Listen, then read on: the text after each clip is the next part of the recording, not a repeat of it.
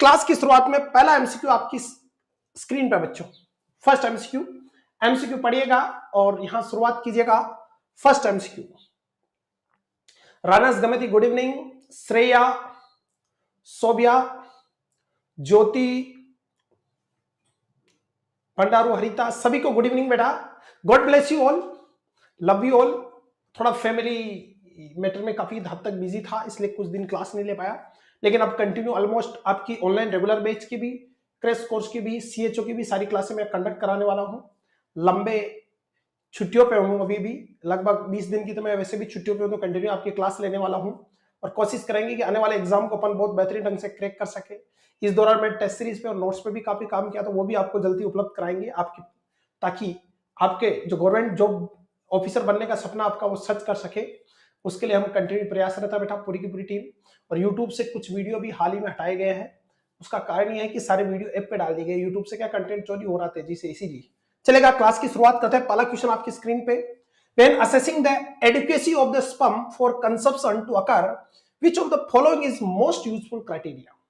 Question simple है कि आप असेस कर रहे हो कंजप्शन के लिए स्पर्म की एडिक्वेसी की, कि स्पर्म कैसे होना चाहिए, कितने पर्याप्त होने चाहिए, कितनी मात्रा में, मॉर्फोलॉजी में, आपका वायबिलिटी के अंदर, मैच्योरिटी के अंदर, ताकि कंजप्शन आसानी से अचीव किया जा सके। और कौन सा क्राइटेरिया सबसे इंपॉर्टेंट है? तो first one is sperm count, second one is sperm motility, third one is sperm maturity and fourth one is semen volume. तो यहां अपन एक एक पॉइंट पे आसानी से डिस्कस कर लेते हैं। सबसे पहले बात करते हैं स्पर्म काउंट के बारे में, अपन डिस्कस करते हैं बच्चों। और स्पर्म काउंट की शुरुआत की अपन बात करें बच्चों, स्पर्म जो है very important, this is the male germ cell. Sperm जो है वो कैसी सेल है? तो स्पर्म है, सिंपल भाषा में अगर बात करें तो sperm is a male germ cell. कैसी सेल है ये? मेल जर्म सेल है बच्चों, गेट माय पॉइंट। और यही स्पर्म आपका ओवम के साथ बेटा फर्टिलाइज करके आपका इंसानों का निर्माण होता है, ह्यूमन बीइंग का निर्माण होता है। यहाँ पे बात करते हैं स्पर्म काउंट की, तो जो नॉर्मल स्पर्म काउंट होते हैं, very very important, that is 60 to 80 million per ml of semen. एक ml सीमन में लगभग 60 से 80 ml के आसपास, 60 से 80 मिलियन के आसपास, यानी 6 से 8 करोड़ के आसपास आपके क्या होना चाहिए, आपके क्या होना चाहिए, स्पर्म होने चाहिए। तो ये भी बहुत इंपॉर्टेंट डाटा है, क्लियर है। अकॉर्डिंग टू डब्ल्यूएचओ ये कहता है, वर्ल्ड हेल्थ ऑर्गेनाइजेशन, कि less than 15 million per ml of semen, यानी एक ml सीमन में अगर 15 मिलियन से कम स्पर्म है तो then they can contribute to infertility. तो ये क्या कर सकते हैं? इनफर्टिलिटी कंट्रीब्यूट कर सकते हैं। तो ये क्वेश्चन अच्छा बनेगा यहाँ पे। एक क्वेश्चन मेरी तरफ से आपको, नॉर्मल आपको स्पर्म काउंट की बात करें तो एक ml सीमन में आपका कितना, 60 टू 80 मिलियन, लगभग 6 से 8 करोड़ क्या होना चाहिए, स्पर्म होने ही चाहिए। डब्ल्यूएचओ कहता है कि 15 मिलियन पर ml सीमन से कम, अगर यानी एक ml सीमन में 15 मिलियन यानी 1.5 करोड़ से कम क्या हो, स्पर्म हो, तो ये इनफर्टिलिटी कंट्रीब्यूट कर सकता है। तो first question is the this is बेटा, यस। स्पर्म मोटिलिटी की बात करते हैं। मोटिलिटी का यहां मतलब है मूवमेंट से, स्पर्म के मूवमेंट की बात कर रहे हैं यहां पे।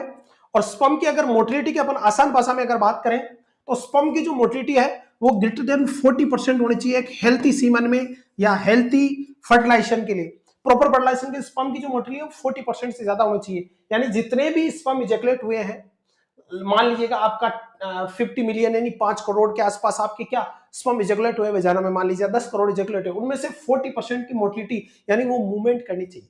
क्या करनी चाहिए? उनकी मूवमेंट बहुत अच्छा होना चाहिए। और उनकी जो मोर्फोलॉजी है, ये बहुत इंपॉर्टेंट क्वेश्चन है, बहुत प्यारे प्यारे डाटे बता रहा हूं, लिख लेना, काम आएगा। इस तरह के क्वेश्चन आते हैं स्टेट गवर्नमेंट के एग्जाम, जैसे गुजरात गवर्नमेंट, सीएचओ के एग्जाम्स में, ईएसआईसी में, आरआरबी में ऐसे क्वेश्चन आते हैं एनाटॉमी फिजियोलॉजी रिलेटेड। चलेगा, मोर्फोलॉजी है, यानी जो स्पर्म की आकार है वो ग्रेटर देन 4%, 4% से ज्यादा स्पर्म जितने भी इजैकुलेट होते हैं हमारे पास में नॉर्मल हेल्थी मनुष्य के द्वारा, उनमें 4% से ज्यादा स्पर्म क्या होना चाहिए, मोर्फोलॉजिकली एकदम नॉर्मल होनी चाहिए। यानी हेड, केप, एक्रोसोम, उनकी बॉडी, टेल वो प्रॉपर होनी चाहिए बच्चों, क्या माय पॉइंट आरी पास में। और अपन जानते हैं ये जो स्पर्म है ये स्मॉलेस्ट सेल है ह्यूमन में, smallest cell in human, human के अंदर स्मॉलेस्ट सेल मानी जाती है कौन, आपकी ह्यूमन में कौन सी, स्पर्म बच्चों, क्या माय पॉइंट। जिनका एवरेज जो डायमीटर है वो 1 to 5 माइक्रोन के आसपास होता है, एवरेज 1 माइक्रोन के आसपास होता है। तो ये जो इनकी मोर्फोलॉजी, इनका आकार है वो 4% से ज्यादा, जितने भी आपके स्पर्म इजैकुलेट हो रहे हैं या सीमेन इजैकुलेट हो रहा है जिसमें स्पर्म है, उनमें 4% से ज्यादा स्पर्म, उनकी मोर्फोलॉजी क्या होनी चाहिए, एकदम नॉर्मल हेल्थी स्पर्म के इक्वल होनी चाहिए। Is it clear note? और उनका जो मूवमेंट है, मोटिलिटी है, वो 40% से ज्यादा होनी चाहिए। क्या पॉइंट? अरे पास में स्पर्म की मेच्योरिटी की बात करते हैं तो स्पर्म जो बनने का समय, मेच्योरिटी का जो टाइम है, वो टोटल स्पर्म फॉर्मेशन जो टाइम रहता है आपका, वेरी इंपॉर्टेंट, वो रहता है प्यारे बच्चों 74 डेज के आसपास, लगभग 61 से लेकर 74 डेज के आसपास। एवरेज आपका 70 टू 80 डेज के आसपास स्पर्म बनने में समय लगता है। और स्पर्म बनाने वाला जो हार्मोन है, स्पर्म बनाने वाला जो हार्मोन है, that is the FSH, follicle stimulating hormone. FSH is the main hormone जो क्या करता है बेटा, वेरी इंपोर्टेंट, प्यूबर्टी के समय आपका स्पर्मेटोगोनिया को डेवलप करा के वहां से एफएसएच हार्मोन क्या कराता है, स्पर्म बनाता है। जबकि उसको मेच्योर करने वाला हार्मोन, स्पर्म को मेच्योर करने वाला हार्मोन, यानी फिजियोलॉजिकली अगर बात करें अपन, एनाटॉमिकली मेच्योर करने वाला hormone, that is testosterone. Testosterone कौन सा हार्मोन? टेस्टोस्टेरोन हार्मोन स्पर्म को मेच्योर करता है। तो दो क्वेश्चन फिर यहां से निकलते हैं एक ही क्वेश्चन से। पहला अपन बात करें कि स्पर्म की मेच्योरिटी है, वो आपको स्पर्म बनने में समय लगता है 74 डेज, यानी आज स्पर्म बनना शुरू हुआ तो, और किस हार्मोन के प्रभाव में स्पर्म बनता है, तो फॉलिकल स्टिमुलेटिंग हार्मोन एफएसएच के प्रभाव में, मेल में भी। और ये प्यूबर्टी के समय किस समय बनना शुरू करते हैं, ध्यान रखना, एट टाइम ऑफ बर्थ। अगर मेल बेबी है तो at time of birth sperm नहीं बनेंगे। ये कब बनना शुरू होते हैं, प्यूबर्टी के समय। कौन सा हार्मोन जिम्मेदार है, फॉलिकल स्टिमुलेटिंग हार्मोन जिम्मेदार है, एफएसएच। और स्पर्म बनने में लगभग 61 टू 74 डेज लगते हैं। एवरेज समय है 61 टू 40 डेज, एक ही वर्ड में पूछे तो 74 डेज है। क्लियर है? एवरेज 70 टू 80 डेज अपन मान के चलते हैं, अलग अलग डाटा आपके। क्लियर है? ये स्पर्म बनने के बाद क्या करता है, आपकी जो लेडिंग सेल है आपकी टेस्टिस की, उन लेडिंग सेल पे एलएच, ल्यूटिनाइजिंग हार्मोन काम करता है और क्या रिलीज कराता है, टेस्टोस्टेरोन। और इन स्पर्म को मेच्योर करने के लिए कौन जिम्मेदार है, तो आपका कौन जिम्मेदार है, टेस्टोस्टेरोन। तो दो अलग अलग क्वेश्चन हो गए। यस, हाय बेटा Vivek. Next very important, semen volume. एक हेल्थी मनुष्य में सीमन वॉल्यूम होनी चाहिए 2 से 3 ml। कितनी होनी चाहिए, 2 से 3 ml। क्लियर है? इसके अलावा स्पर्म की जो लाइफ स्पान है, इजैकुलेट होने के बाद जो लाइफ स्पान रहती है, इजैकुलेट होने के बाद बनने में समय अलग है, स्टोरेज टाइम अलग होता है, लगभग 60-70 दिन या 70 से 80 दिन स्टोरेज टाइम भी होता है। लेकिन इजैकुलेट होने के बाद, आउटवर्ड वार्ड में आने के बाद, यानी वेजाइना में या बाहर, बॉडी के बाहर आने के बाद जो इनकी लाइफ स्पान होती है, that is the 48 to 72 hours. यानी लगभग लगभग आप मान के चले कितना, 2 से 3 दिन आपका बेटा क्या रहता है, लाइफ स्पान रहता है, किसका, स्पर्म का। तो बहुत इंपॉर्टेंट डाटा अपन यहाँ पे डिस्कस किए, किसके बारे में, very important. Hello good evening बच्चों, किसके बारे में पढ़ने, स्पर्म के बारे में। तो दो चीजें ध्यान रखना, फर्स्ट स्पर्म स्मॉलेस्ट सेल है ह्यूमन बीइंग में, मेल में भी और होलोवर ह्यूमन बीइंग में। क्लियर है? मेल जर्म सेल होती है, इसकी लाइफ स्पान एवरेज यानी इजैकुलेट होने के बाद, आउटसाइड द वर्ल्ड में आने के बाद, ये 48 टू 72 आवर्स या 2 से 3 दिन का इनका लाइफ स्पान होता है। स्पर्म काउंट की बात करें तो एक अमल सीमन में एवरेज 60 से 80 मिलियन क्या होना चाहिए, 60 टू 80 मिलियन क्या होना चाहिए स्पर्म। डब्ल्यूएचओ कहता है कि अगर ये 15 मिलियन से कम है पर एमएल ऑफ सीमन इजैकुलेशन में, तो this is called male infertility. क्या कहलाती है, मेल इनफर्टिलिटी कहलाती है बच्चों। बहुत इंपॉर्टेंट क्वेश्चन है। पहले 20 मिलियन था, लेकिन स्ट्रेसफुल इवेंट की वजह से 15 मिलियन ही कर दिया गया। क्लियर? बात करते हैं स्पर्म की मोटिलिटी, जितने भी इजैकुलेट हुए उनमें से हिल डुल कितने रहे, मूवमेंट कितने कर रहे हैं, तो जितने भी इजैकुलेट हुए उसमें 40% से ज्यादा स्पर्म क्या होने चाहिए, मूवमेंट करने चाहिए। बात करते हैं इसकी मैच्योरिटी की, तो फॉर्मेशन टाइम लगभग 61 टू 74 डेज है। स्टोरेज भी लगभग 70 से 80 दिन तक ये रहते हैं बॉडी में। इजैकुलेट होने के बाद ये 2 से 3 दिन तक सर्वाइव करते हैं। तो यहाँ पे फॉर्मेशन टाइम है, प्यूबर्टी के समय बनना शुरू होते हैं। हार्मोन जो जिम्मेदार है वो फॉलिकल स्टिमुलेटिंग हार्मोन है, एवरेज 70 से 80 दिन में बनते हैं। इसको मेच्योर करने वाला हार्मोन कौन सा, टेस्टोस्टेरोन। इस टेस्टोस्टेरोन को बनाने में कौन हेल्प करता है, ल्यूटिनाइजिंग हार्मोन, एलएच हार्मोन, जो लेडिंग सेल पे काम करता है और वहां पे टेस्टिस पे काम करे, एलएच टेस्टोस्टेरोन रिलीज कराता है और टेस्टोस्टेरोन स्पर्म को मैच्योर करता है। दो क्वेश्चन यहाँ पे। नेक्स्ट, सीमन वॉल्यूम एवरेज एक हेल्थी मनुष्य में 2 से 3 ml तक पर इजैकुलेशन आपके 2 से 3 ml क्या होना चाहिए, सीमन होना चाहिए बच्चों। ये मैनेजमेंट डाटा। अब इतने सारे अपन ने डाटा पढ़े आरिवास में, अपन उसकी बात करें कि सबसे इंपॉर्टेंट कौन है, सबसे इंपॉर्टेंट कौन। क्लियर? आरिवास में इसके अलावा एक और चीज होती है स्पर्म की वायबिलिटी, स्पर्म वायबिलिटी। तो ध्यान रखना, ग्रेटर देन 50%, 50 टू 60% स्पर्म क्या होना चाहिए, वायबल होना चाहिए। यानी जितने इजैकुलेट हुए वेजाइना में, मान लीजिएगा आपका लगभग, मान लीजिएगा आप सिंपल भाषा में बात करें कि 40 मिलियन स्पर्म इजैकुलेट हुए, किसमें, वेजाइना में, उनमें से 50 से 60%, लगभग 54% के आसपास एवरेज वैल्यू अगर बात करें 54% स्पर्म वायबल होने चाहिए, यानी एट टाइम ऑफ इजैकुलेशन। फिर बाद में तो उनकी डेथ हो जाएगी, वो बात अलग है। क्लियर? और जब फर्टिलाइजेशन की प्रोसेस शुरू होगी तो वहां लगभग इजैकुलेशन होने के लगभग बाद में 300 से 400 स्पर्म कहां पहुंचेंगे, एम्पुला में या फेलोपियन ट्यूब में पहुंचेंगे। उनमें से एक ही स्पर्म क्या करता है, आपका वेरी इंपॉर्टेंट, उलोमा बना के आपके ओवम को क्या करता है, फर्टिलाइज करता है, वो एक अलग बात है। लेकिन ध्यान रखना, स्पर्म की जो वायबिलिटी है वो लगभग 50 से 60% होना चाहिए, जितने भी जगलेट हुए स्पर्म सीमन के थ्रू। अब इन सब में से इंपॉर्टेंट जो फैक्टर है, वो सबसे इंपॉर्टेंट फैक्टर होता है वो स्पर्म की मोटिलिटी, क्योंकि स्पर्म मोटिलिटी करेगा, मूवमेंट करेगा, तभी स्पर्म कहां पहुंच पाएगा, आपका फेलोपियन ट्यूब या एम्पुला में। और अपन ने कहा था कि सीमन के अंदर क्या होता है, सीमन के अंदर फ्रक्टोज होता है, हनी शुगर, अरिबास में, वो क्या करता है। इसके अलावा स्पर्म के अंदर हाईएस्ट अमाउंट में माइटोकॉन्ड्रिया होते हैं, अरिबास में एक्रोसोम पाया जाता है, टेल पाई जाती है फ्लैजेला मूवमेंट करा के। तो इन सभी फैक्टर की वजह से स्पर्म सीधा कहां पहुंच जाता है, आपका वेरी इंपॉर्टेंट फेलोपियन ट्यूब में, और वहां जाके फर्टिलाइजेशन का काम करता है। तो इन जितने भी फैक्टर दिए, चाहे स्पर्म काउंट हो, स्पर्म मोटिलिटी हो, स्पर्म मैच्योरिटी हो, सीमन वॉल्यूम हो, या स्पर्म की वायबिलिटी, उन सब में इंपॉर्टेंट जो फैक्टर होता है फर्टिलाइजेशन के लिए, दैट इज स्पर्म मोटिलिटी, यानी स्पर्म का मूवमेंट बराबर होना चाहिए। क्या माय पॉइंट चलेगा। हिमांशु देवी सिंह, थैंक यू बेटा, गॉड ब्लेस यू। तो एकदम अच्छा लगा, कुछ एक्स्ट्रा ज्ञान आपको देखने को मिला। कंटिन्यू अपन बरकरार रखते हैं। नेक्स्ट क्वेश्चन अपन यहां पे डिस्कस करते हैं। तो B is the best answer here बच्चों। यस, नेक्स्ट क्वेश्चन आपकी स्क्रीन पे सिंपल सा क्वेश्चन है, साइकेट्रिक प्लस ओबीजी दोनों को मिला के क्वेश्चन है, बड़ा क्वेश्चन है, लेकिन इसको भी डिस्कस करेंगे अपन यहां पे। चलिए next question, a couple who want to conceive but has been unsuccessfully during the last 2 year has.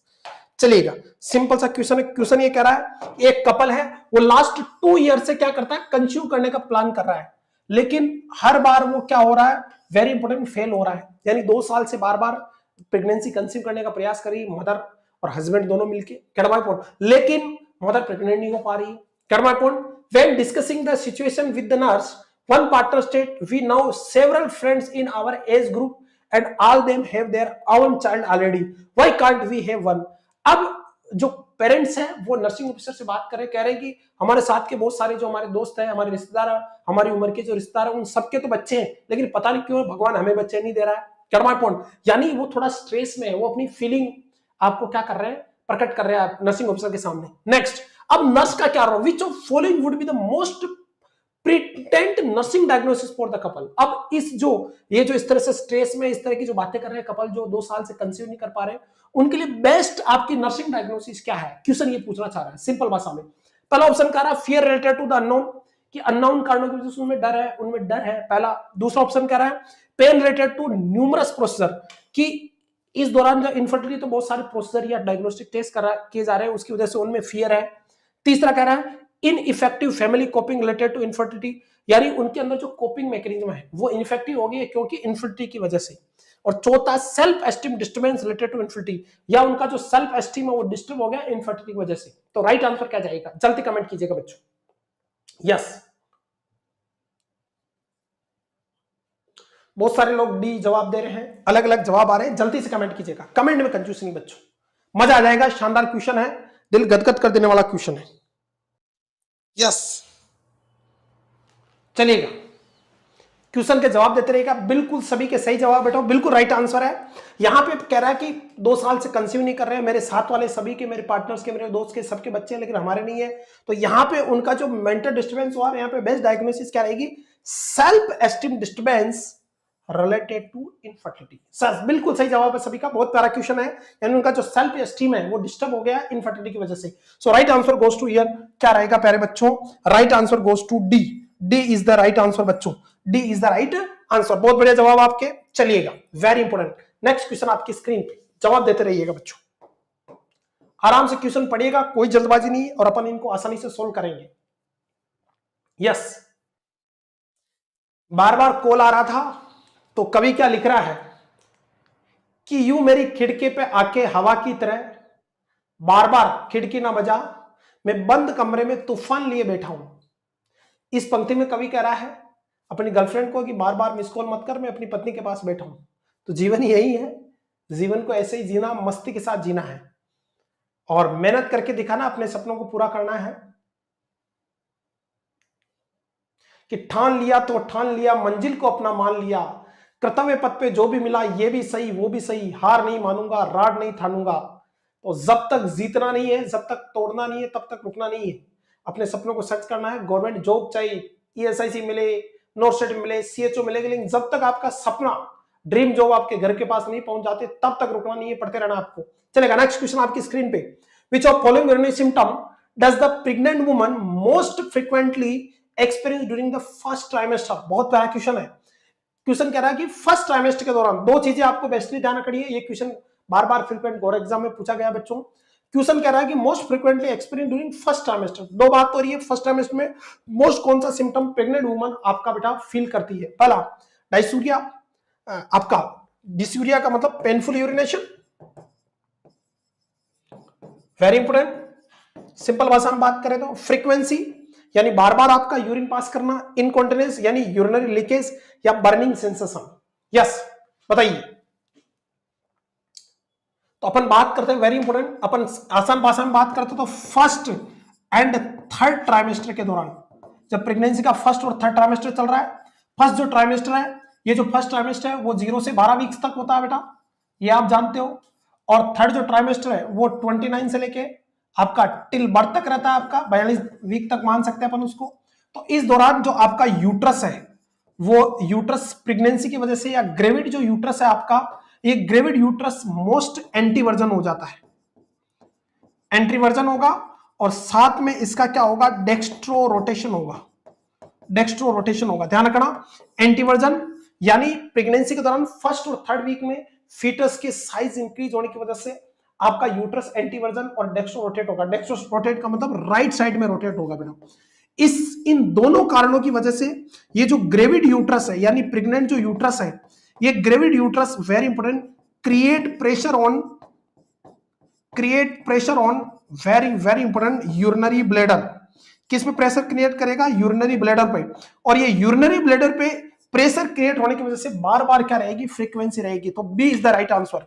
बार बार प्रेशर क्रिएट होने से बार बार फीमेल को फर्स्ट और आपके कौन से में, थर्ड ट्राइमेस्टर में क्या रहती है, फ्रीक्वेंसी रहती है बार बार। जबकि सेकंड ट्राइमेस्टर में थोड़ा ये इलोंगेटेड और बैकवर्ड मूवमेंट हो जाता है, इसलिए सेकंड ट्राइमेस्टर में, वेरी इंपोर्टेंट, सेकंड ट्राइमेस्टर में थोड़ा क्या मिल जाता है, रिलीव मिल जाता है मदर को फ्रीक्वेंसी से। बाकी फर्स्ट और थर्ड में एंटीवर्जन होने से और डेक्स्ट्रो रोटेशन होने की वजह से, ग्रेविड यूट्रस की वजह से, इसकी वजह से किस पे, यूरिनरी ब्लैडर पे प्रेशर क्रिएट होता है और क्या देखने को मिलता है आपको, फ्रीक्वेंसी देखने को मिलती है। बाकी यहाँ पे डायसूरिया, इनकॉन्टिनेंस, बर्निंग सेंसेशन, ये सब किसके सिम्टम है, यूरिनरी ट्रैक्ट इन्फेक्शन के। ये तो कब होंगे, जब यूटीआई हो, आपको क्या हो, यूटीआई हो मदर को, तब ऐसे सिम्टम देखने को मिलते हैं। जबकि यहाँ पे ये बात कर रहा है कौन से, फिजियोलॉजिकल सिम्टम की। तो सिंपल सा क्वेश्चन है और सिंपल सा उसका जवाब है बच्चों। चलिएगा नेक्स्ट क्वेश्चन आपकी स्क्रीन पे बच्चों। Heartburn and flatulence common in second trimester, यानी सेकेंड ट्राइमेस्टर में, यानी 13 से 28 वीक के दौरान हार्टबर्न होना, यानी आपके इसोफेगस में और चेस्ट वाले रीजन में जलन सी महसूस होती है, माउथ ब्रशिंग होती है, पायरोसिस जिसको अपन बोलते हैं। Heartburn is a pyrosis is the classical symptom of GID. आप पढ़ते हो नहीं पढ़ते हो, इसके अलावा प्रेगनेंसी में भी ऐसा होता है। एंड फ्लैचुलेंस यानी बहुत ज्यादा गैस बनना, डकार आना, आपका बेल्चिंग होना, ये सब कॉमन है किसके अंदर, सेकेंड ट्राइमेस्टर में। Are likely result of which of following, ये किससे होता है, एक्सेप्ट पूछा है, मतलब बहुत घुमाया गया है क्वेश्चन को। क्वेश्चन में पूछा जा रहा है कि भाई हार्टबर्न और फ्लैचुलेंस कॉमन है सेकंड ट्राइमेस्टर में, लेकिन किसकी वजह से नहीं होता है, एक्सेप्ट आ गया इसलिए नहीं होता पूछ रहा था। पहला हार्टबर्न और फ्लैचुलेंस जो होने का उसका कारण है प्रेगनेंसी के दौरान। देखिएगा हार्टबर्न और आपका किसकी बात कर रहे हैं, प्रेगनेंसी के दौरान बात करें, और प्रेगनेंसी में भी किसकी बात कर रहे हैं, सेकंड ट्राइमेस्टर की बात कर रहे हैं अपन। यहाँ पे सेकंड ट्राइमेस्टर में अपन कह रहे हैं हार्टबर्न क्यों होता है कि जो आपका जो कार्डियक स्फिंक्टर है वो थोड़ा लूज हो जाता है, इसकी वजह से जो एचसीएल आपका गैस्ट्रिक कंटेंट है वो रिगर्जिजेट होता है, रिग्रेगेट होने की वजह से यहाँ पे आपके पायरोसिस, हार्टबर्न, फ्लैचुलेंस वगैरह, गैसेस, डिस्टेंशन, एब्डोमिनल पेन, ऐसे सिम्टम आते हैं मरीज को प्रेगनेंसी के दौरान। उसका कारण क्या है, तो इसके बहुत सारे कारण हैं। देखिएगा पहला तो कारण रहता है कि प्रेगनेंसी के दौरान मेनली कौन हार्मोन बनता है, प्रोजेस्टेरोन बढ़ जाता है बच्चों। और ये प्रोजेस्टेरोन अपन जानते हैं प्रेगनेंसी को मेंटेन करने वाला हार्मोन है, पूरी प्रेगनेंसी में थोड़ा पीक लेवल पे रहता है। ये प्रोजेस्टेरोन क्या करता है, इंटेस्टाइन की मोटिलिटी को कम करता है बेटा। इंटेस्टाइनल मोटिलिटी को क्या करता है, ये डिक्रीज करता है। और जैसे इंटेस्टाइनल मोटिलिटी डिक्रीज होगी यानी मूवमेंट कम होंगे इंटेस्टाइन के, तो इसकी वजह से मरीज को क्या रहेगा, कॉन्स्टिपेशन रहेगा। क्या रहेगा, कॉन्स्टिपेशन होगा मरीज को, एक्सेसिव फ्लैचुलेंस रहेंगे मरीज को, ग्रामा पॉइंट। इसके अलावा डिले स्टमक एम्पटी होगा, यानी स्टमक है वो लेट खाली होगा, और स्टमक लेट खाली होगा तो गैस्ट्रिक कंटेंट क्या होंगे, रिगर्जेट होंगे, गैस्ट्रिक कंटेंट रिगर्जेट होंगे तो हार्टबर्न होगा, फ्लैचुलेंस होगा, कॉन्स्टिपेशन रहेगा मरीज को, ऐसे सिम्टम आएंगे। तो क्वेश्चन अगर पूछ ली कि प्रेगनेंसी के दौरान हार्टबर्न, फ्लैचुलेंस या कॉन्स्टिपेशन का मेन कारण, तो एक ही वर्ड में हार्मोन पूछे तो कौन सा जाएगा, प्रोजेस्टेरोन। बहुत प्यारा क्वेश्चन है, क्वेश्चन बन सकता है फ्यूचर में एग्जाम में, बहुत बढ़िया क्वेश्चन है। नेक्स्ट, इन सब की वजह से ये क्यों, क्योंकि इंटेस्टाइन की मोटिलिटी को ये क्या करता है, कम मूवमेंट को कम कराता है। इंटेस्टाइन के जो पेरिस्टालसिस मूवमेंट है, मोटिलिटी का मतलब यहाँ किससे मतलब है, पेरिस्टालसिस मूवमेंट से मतलब है। तो पेरिस्टालसिस मूवमेंट को क्या करता है, ये कम करता है और उसकी वजह से कॉन्स्टिपेशन, फ्लैचुलेंस और डिले स्टमक एम्पटी होता है। इसकी वजह से पायरोसिस हो सकता है, हार्टबर्न हो सकता है, फ्लैचन, कॉन्स्टिपेशन हो सकते हैं। अब ये कह रहा है कि ये किससे नहीं होता है। क्वेश्चन में क्या पूछ रहा है कि ये जो दोनों सिम्टम वो किसकी वजह से नहीं होते। तो इंक्रीज प्लाज्मा एसिड तो बिल्कुल बढ़ता है, और प्लाज्मा एसिड जब बढ़ता है तो प्रोजेस्टेरोन बढ़ता है। आरिवास में क्यों, क्योंकि एससीजी क्या करता है बेटा, कॉर्पस ल्यूटियम को मेंटेन करता है इनिशियली प्रेगनेंसी के दौरान, और कॉर्पस ल्यूटियम को मेंटेन करके एससीजी पहले तो कौन मान करता है, एलएच हार्मोन किस पे काम करता है, कॉर्पस ल्यूटियम पे। सुनना मेरी बात, प्रेगनेंसी के शुरुआती दिनों में यानी फर्टिलाइजेशन के 1-2 वीक तक क्या करता है, एलएच हार्मोन कॉर्पस ल्यूटियम को मेंटेन करता है, और कॉर्पस ल्यूटियम से क्या रिलीज कराता है, प्रोजेस्टेरोन हार्मोन। और आप अच्छे से जानते हो progesterone is the main hormone of pregnancy. Pregnancy को मेंटेन करने वाला हार्मोन कौन सा है, प्रेगनेंसी को मेंटेन करने वाला हार्मोन कौन सा है, प्रेगनेंसी का राजा कौन है, जिससे प्रेगनेंसी चलती है, प्रोजेस्टेरोन। और प्रोजेस्टेरोन को रिलीज कराने में कौन हेल्प करता है, ल्यूटिनाइजिंग हार्मोन कॉर्पस ल्यूटियम पे काम करता है, और उससे क्या रिलीज कराता है, प्रोजेस्टेरोन, जब तक कि प्लेसेंटा नहीं बन जाती। लेकिन थोड़े दिनों बाद में आपका वेरी इंपोर्टेंट, आपका प्लेसेंटा से क्या रिलीज होने लग जाता है, एससीजी, और एलएच को कौन रिप्लेस कर देता है, एससीजी, और एससीजी कॉर्पस ल्यूटियम पे काम करके जब तक प्लेसेंटा नहीं बनती है तब तक 7 से 9 वीक तक प्रोजेस्टेरोन रिलीज कराता है। तो कहीं ना कहीं अपन कह रहे हैं कि बिल्कुल प्लाज्मा एससीजी लेवल बढ़ता है और प्रोजेस्टेरोन उससे बढ़ता है, इससे इंटरनल बिल्कुल, तो इस कारण से तो होती है। दूसरा, डिक्रीज इंटेस्टाइन मोटिलिटी, ये भी कारण है। हार्ट बर्न और फ्लैचुलेंस के लिए कारण क्या है कि प्रोजेस्टेरोन बढ़ता है, जिससे आपकी इंटेस्टाइन की मोटिलिटी कम होती है, और इंटरनल मोटिलिटी कम होगी तो गैस्ट्रिक कंटेंट और डिले एम्पटी होंगे, स्टमक में खाना पड़ा रहेगा, एचसीएल ज्यादा बनेगा, एचसीएल रिग्रेगेट होगा, फ्लैचुलेंस होंगे, कॉन्स्टिपेशन होंगे, और हार्ट बर्न वगैरह देखने को मिलेगी। नेक्स्ट, बिल्कुल प्रेगनेंसी के दौरान एस्ट्रोजन भी बढ़ता है आपका, और एस्ट्रोजन भी कहीं ना कहीं इंटेस्टाइनल मोबिलिटी को कम करता है। प्रोजेस्टेरोन और दोनों कम करते हैं, मेन प्रोजेस्टेरोन करता है। अगर दोनों में प्रायोरिटी दे, एस्ट्रोजन और प्रोजेस्टेरोन, तो प्रायोरिटी प्रोजेस्टेरोन को देते हैं। तो आपका वेरी इंपोर्टेंट, प्रोजेस्टेरोन बढ़ता है और एस्ट्रोजन बढ़ता है। एस्ट्रोजन भी करके इंटेस्टाइनल मोटिलिटी को आपको बेटा कम करता है, इसकी वजह से हार्ट बर्न और फ्लैचुलेंस होते हैं, but decrease the gastric acidity. अब इस वर्ड को समझो, ये एक्सेप्ट पूछ रहा है, इसलिए राइट आंसर जाएगा सी। C is the right answer, यहां पे राइट आंसर क्या जाएगा, सी। अब इसका मतलब समझो, ये कहना क्या चाहता है, ये कहना चाहता है कि प्रेगनेंसी के दौरान क्या होगा कि गैस्ट्रिक एसिडिटी डिक्रीज होगी। गैस्ट्रिक एसिडिटी डिक्रीज होने का मतलब, एसिडिटी डिक्रीज होने का मतलब क्या रहता है, पीएच का बढ़ना होता है, एल्कलाइन की तरफ बढ़ना होता है। तो आपको पता कि प्रेगनेंसी में अगर एसिडिटी कम होगी मतलब एल्कलाइन की तरफ बढ़ेगी आपकी गैस्ट्रिक पीएच, तो हार्ट बर्न नहीं होगा, उल्टा हार्ट बर्न से रिलीफ मिलेगा। तो एक्सेप्ट पूछा, इसलिए आंसर क्या जाएगा, सी जाएगा। इस वर्ड का मतलब है कि एसिडिटी का डिक्रीज होने का मतलब गैस्ट्रिक पीएच का बढ़ना है, और गैस्ट्रिक पीएच बढ़ेगी तो हार्ट बर्न नहीं होगा, उल्टा हार्ट बर्न से रिलीफ मिलेगा। समझ मेरी बात को, छोटी छोटी बातें और सिलेक्शन, इसलिए इतना complicated question, but right answer goes to C. बड़ा प्यारा क्वेश्चन है, तो राइट आंसर क्या जाएगा, यहाँ पे सी जाएगा बच्चों। चलिएगा next question, on which of the following area would the nurse expect to observe chloasma. Chloasma या इसी को अपन बोलते हैं मेलाज्मा, इसी को क्या बोलते हैं, मेलाज्मा, या इसी को अपन बोलते हैं pregnancy mask. Pregnancy mask very important, किन कारणों से, वेरी इंपोर्टेंट, बड़ा प्यारा क्वेश्चन है। क्वेश्चन क्या कह रहा है, सिंपल सा क्वेश्चन है कि on which of following area would the nurse expect to observe chloasma, melasma या प्रेगनेंसी। तो क्लोज्मा मलाज्मा क्या होता देखिएगा कि प्रेगनेंसी के दौरान, किसके दौरान, प्रेगनेंसी के दौरान, वेरी इंपोर्टेंट, एक हार्मोन बढ़ता है बच्चों, मेलेनिन। कौन सा हार्मोन, मेलेनिन हार्मोन का लेवल बढ़ जाता है प्रेगनेंसी के दौरान। इसके अलावा आपका कोर्टिसोल का लेवल बढ़ जाता है प्रेगनेंसी के दौरान। इन सभी कारणों से क्या होता है, वेरी इंपोर्टेंट, बटरफ्लाई शेप में, किस शेप में, बटरफ्लाई शेप में, very very important, butterfly shape में कहां पे, फेस पे, नोज पे और फोरहेड पे। कहां पे, फेस पे, नोज पे और फोरहेड पे, वेरी इंपोर्टेंट, पैचेस टाइप के, पैचेस, ग्रेइश या ब्राउन कलर के, ब्राउन कलर, स्किन डीपिगमेंटेशन हो जाता है बेटा, स्किन डीपिगमेंटेशन हो जाता है, किसकी वजह से, प्रेगनेंसी के दौरान। और ये बहुत इंपॉर्टेंट क्वेश्चन है, कितने वीक की प्रेगनेंसी के दौरान, तो 24 वीक ऑफ गेस्टेशन प्रेगनेंसी का। ये क्वेश्चन बहुत कॉमन बनता है, क्लोज्मा, मलाज्मा या प्रेगनेंसी मास्क जो बटरफ्लाई शेप में होते हैं, वो कब अपीयर होते हैं प्रेगनेंसी में, 24 वीक के दौरान। प्रेगनेंसी में क्यों होते हैं कि प्रेगनेंसी में 2 हार्मोन बढ़ते हैं प्रेगनेंसी के कारण, मेनली मेलेनिन बढ़ता है। मेलेनिन आपको पता है inversely proportional to skin fairness, skin को काली करता है। कोर्टिसोल भी बढ़ता है, ये ना कहीं मेलेनिन को बढ़ाता है, और इसकी वजह से प्रेगनेंसी में आपके यहाँ पे यहाँ पे चिक्स पे, फोरहेड पे, नोज पे क्या होगा, बटरफ्लाई शेप के अंदर फेस, नोज और फोरहेड पे क्या बनेंगे, किस कलर के पैचेस बनेंगे, पैचेस बनेंगे ग्रेस या ब्राउन कलर के, पूरे पूरे कलर के, या मतलब जो मिट्टी के रंग होता है उस तरह के पैचेस बनेंगे, स्किन के डीप पिगमेंटेशन पैचेस बनेंगे। इन्हें अपन क्या बोलते हैं, कलस्मा या मलस्मा। कर्मा पॉइंट, और ये कॉमन देखने को मिलते हैं प्रेगनेंसी के दौरान ऑलमोस्ट। तो ये क्वेश्चन पूछा है कि कहां बनते हैं, तो अपन ने कहा चिक्स, फोरहेड एंड नोज पे बनते हैं। सिंपल सा क्वेश्चन है। और कब बनते हैं, तो 24 वीक ऑफ गेस्टेशन पे बनते हैं, 24 वीक ऑफ गेस्टेशन पे। ये बहुत इंपॉर्टेंट क्वेश्चन है, ध्यान रख लेना। सो सिंपल सा आंसर। बाकी ब्रेस्ट, एरियोला, निपल यहाँ पे नहीं बनेंगे और कहीं नहीं बनेंगे, केवल कहां बनते हैं, चिक्स, फोरहेड एंड नोज पे बनते हैं। किस शेप में होते हैं, बटरफ्लाई शेप में होते हैं। इन्हें क्या बोलते हैं, मलाज्मा, प्रेगनेंसी मास्क या कलाज्मा बोलते हैं। और कब अपीयर होता है, 24 वीक पे। कौन सा हार्मोन जिम्मेदार है आपका बच्चों, मेलेनिन और कोर्टिसोल। मैनेजमेंट के अंदर ओलाइव वगैरह यूज करेंगे और प्रेगनेंसी जैसे सबसाइड होगी ऑलमोस्ट ठीक हो जाते हैं।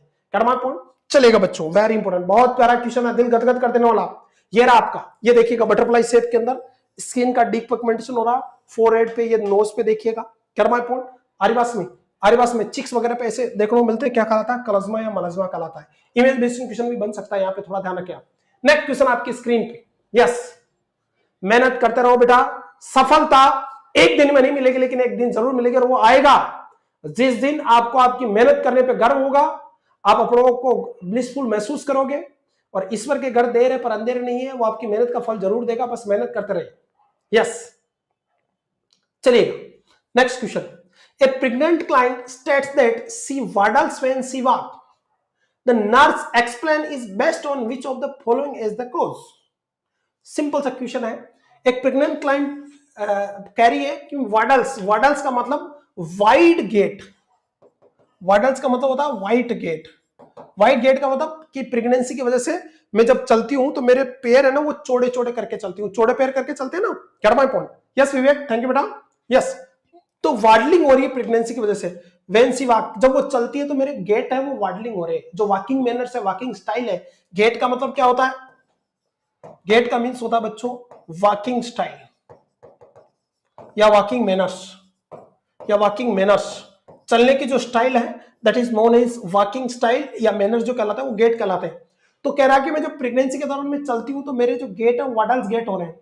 अरे बात में the nurse explains based on the which of the following is the cause. तो मेन कारण क्या है वाडल्स गेट का, पहला ऑप्शन कह रहा the large size of the newborn, कि न्यूबॉर्न का लार्ज साइज होना, गर्मा पॉइंट यानी मैक्रोसोमिया वगैरह होना। दूसरा pressure on the pelvic muscle, की जो ग्रेविड यूट्रस है और जो बेबी का वेट है वो पेल्विस पे प्रेशर डाल रहा है, इसकी वजह से वाडलिंग गेट हो रही है। या relaxation of the pelvic joint, या जो आपके जो सिंपासिस प्यूबिक जो जॉइंट है और जो पेल्विक जॉइंट है आरिवास में वो रिलैक्स हो रहा है। मेनली कौन सा जॉइंट, सिंपासिस प्यूबिस, सिंपासिस जो प्यूबिस जो जॉइंट है वो आपका रिलैक्स हो रहा है उससे, या एक्सेसिव वेट गेन की वजह से। बताइए किस कारण से वाडल्स गेट हो रहे हैं। तो जो वाडलिंग गेट है बेटा वेरी इंपॉर्टेंट, किस किस कंडीशन में देखने को मिलता है, तो वाडल्स जो गेट है वो देखने को मिलते हैं एक तो आपका वेरी इंपॉर्टेंट प्रेगनेंसी के दौरान, किसके दौरान, प्रेगनेंसी के दौरान। और एक देखने को मिलता है डेवलपमेंटल डिस्प्लेसिया ऑफ हिप में, डेवलपमेंटल डिस्प्लेसिया ऑफ हिप, इन दोनों कंडीशन में वाडल्स गेट देखने को मिलते हैं आपको। यानी जब पेशेंट चलेगा तो दोनों पेट चौड़े करके चलेगा, हरिवास में कर्मा पॉइंट इस तरह की स्थिति होगी प्रेगनेंसी में, वाडल्स गेट। तो इसका जो मेन कारण है कि प्रेगनेंसी के दौरान relaxation of the pelvic joint, जो सिंपासिस प्यूबिक जॉइंट है और जो पेल्विक के जॉइंट सैक्रोइलिक जॉइंट वगैरह है, सैक्रोकोक्सियल जॉइंट वगैरह, वो थोड़े रिलैक्स हो जाएंगे। और इसको रिलैक्स करने के लिए सबसे जिम्मेदार hormone relaxin hormone. Relaxin hormone pregnancy के दौरान 10 वीक से बनना शुरू होता है, पीक लेवल पे चला जाता है टर्म के समय। और ये रिलैक्सिन जो हार्मोन है ये सिंपासिस प्यूबिस आरिवास में और आपके जो जॉइंट है आपके किसके, पेल्विक बोन के, उनको रिलैक्स करता है। इसकी वजह से जो पेल्विक एरिया थोड़ा वाइड हो जाता है और वाडल्स गेट देखने को मिलते हैं।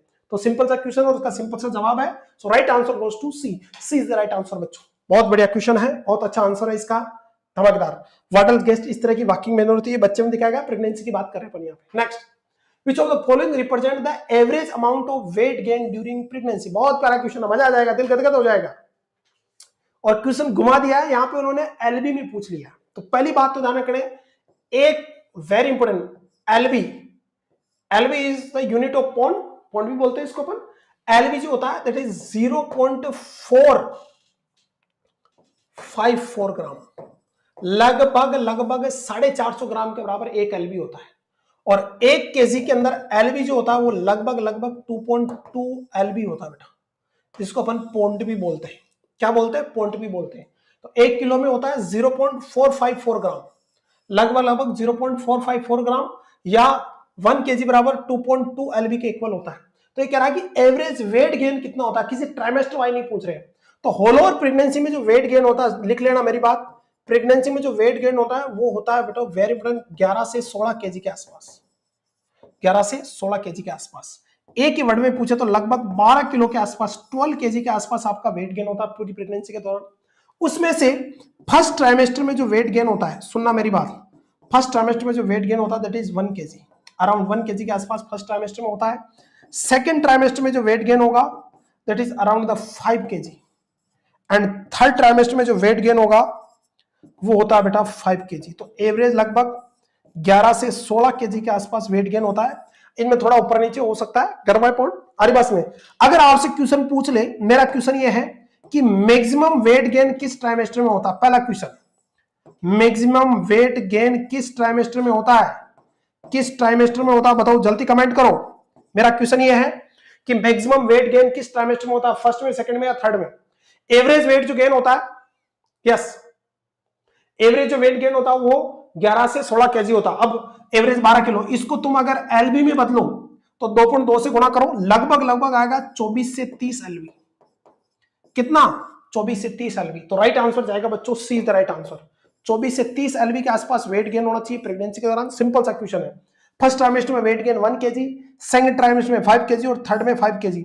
मेरा क्वेश्चन है कि मैक्सिमम वेट गेन अगर फर्स्ट सेकंड थर्ड दिया तो यस बिल्कुल सही आंसर है बेटा चांदवी। मोनिशा ऐसे पढ़ते रहो बच्चों, सपने जरूर पूरे होंगे आपके। आपका थर्ड ट्राइमेस्टर में मैक्सिमम वेट गेन होता है, हालांकि 5 किलो सेकंड में भी होता है और 5 किलो थर्ड में भी होता है, लेकिन थर्ड में तुलनात्मक रूप से सेकंड से ज्यादा होता है, इस बात को ध्यान रखना। तो maximum weight gain third trimester में होता है बच्चों, क्लियर है। और वेट गेन जो होना चाहिए वो वेट गेन बेटा according to BMI, according to BMI होता है बच्चों, बीएमआई के अकॉर्डिंग होता है। अगर normal BMI, normal body mass index आपका जो कि 18.5 से लेके 24.9 के बीच होना चाहिए, उन लेडीज में जिनका नॉर्मल भी है उनमें वेट गेन होना चाहिए 24 से 30 एलबी के आसपास, 24 से 30 एलबी के आसपास। Gate my point.